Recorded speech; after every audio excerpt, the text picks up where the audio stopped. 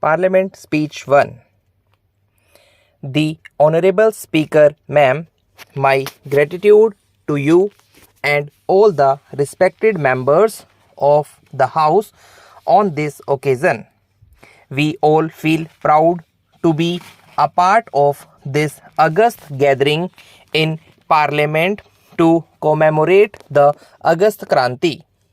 Many of us remember the events unfolding of August 9, that is the August Kranti. However, even after years, such major events, the memory of such major events are source of inspiration for the people. Remembering such important events gives a new boost to the life and strength to the nation. In the same way, it is our duty to ensure that this message reaches out to our new generations. Every generation is responsible for bequeathing the legacy and the glorious history of their time's generations, the atmospherics at that time, the sacrifices of our great men, the duty, the power to the future generations. When the August Kranti was commemorated in this 25th year and 50th year, it was celebrated by the people across the country. As we commemorate the 75th year of this event today, it indeed a matter of pride for us. Therefore, I am grateful to the Speaker, ma'am, for having provided this opportunity. In the history of our freedom movement, the 9th August movement has been such an important, extensive and intense movement which even the Britishers could not imagine. Mahatma Gandhi and all senior leaders were put behind the bars. This was the time when many new leaders came to the forefront. Lal Bahadur Shastri, Ram Manohar Lohia, Jayaprakash Narayan, while many youngsters joined the movement to give it the desired momentum. Such movement in the history of our nation should be seen as a new inspiration, new energy, new resolve, and the spirit of innovation among the people. India became a free country in 1947. The period between 1857 to 1957 was a witness to different stages in our freedom movement, as many people laid down their lives for the nation and there were several ups and downs.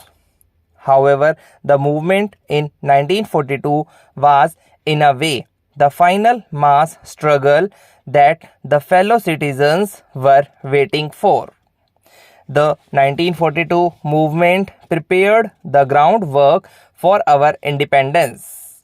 We may recall the freedom struggle movement in 1857 when every corner of the country was reverberating with the call for freedom. Mahatma Gandhi returned from abroad. Lokmanya Tilak called for Poorna Swarajya, total self-governance, and Swarajya is my birthright represent the sentiments at that time. It was followed by Mahatma Gandhi Dandi March in 1930. Netaji Subhash Bose creating INA inspired the people, while many youngsters like Veer Bhagat Singh, Sukhdev, Rajguru, Chandrasekhar Azad, Chepkar Bandhu laid down their lives for the motherland. All these events provided an momentum for the freedom, and it was a situation of now or never.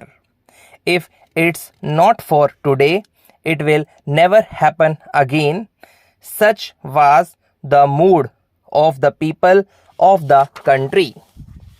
Thus, every person of this country was involved in this movement.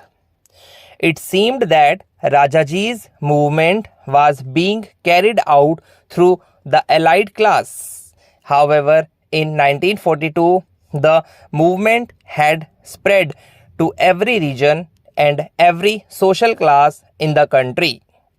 The guiding forces were the words of Gandhiji. This was the movements where the slogan of Quit India was on everyone's lips.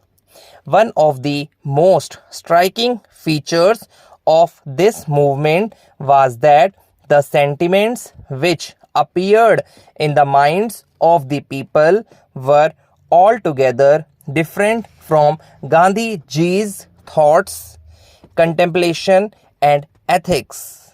The key words of this great man were, "We shall do or die." These words from Gandhiji were unique for the nation.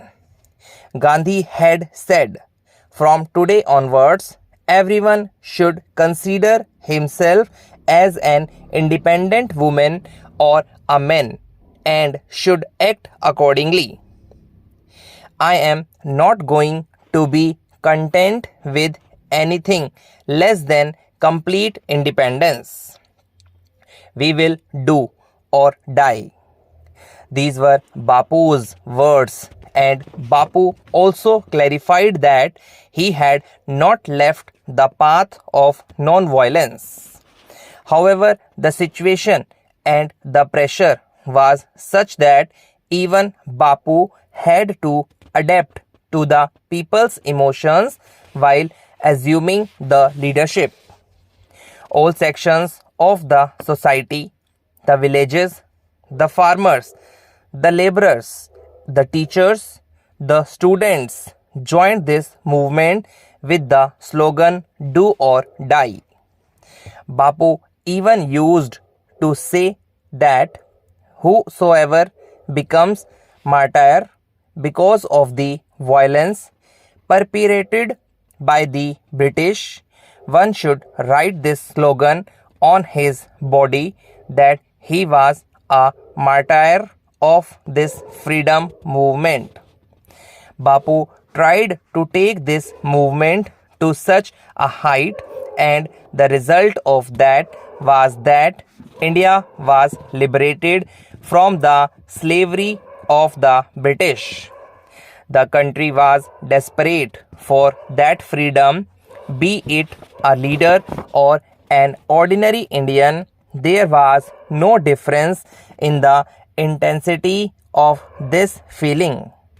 I believe that when the country stands united and when there is a power of unity, when the goal is set, the target is set, then the people can walk towards that direction. Within 5 years, that is between 1942 and 1947, Mother India became free.